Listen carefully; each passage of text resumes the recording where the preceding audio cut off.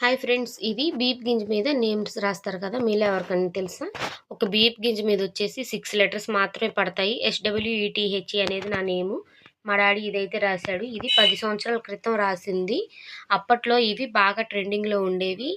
ఇలా బీప్ గింజ మీద రాసేసి ఒక సీసాలో పాదరసం పోసి బీప్ గింజను వేస్తారు. పాదరసం వేయటం వలన అటు ఇటు తిప్పినప్పుడు గింజ అనేది కదులుతూ ఉంటుంది. ఈ నేమ్స్ రాసే పెన్ వచ్చేసి అప్పట్లో రూ. 400. ఇప్పుడు ఇంకా చాలా కాస్ట్ అయితే ఉంటుంది. ఇవి చానాళ్ళ క్రితంది కాబట్టి ఇంకా అలానే ఉంది, పోలేదు. మీలో ఎవరికన్నా ఇలా బీప్ గింజల మీద పేరు రాస్తారని తెలుసా? తెలిస్తే కామెంట్ చేయండి.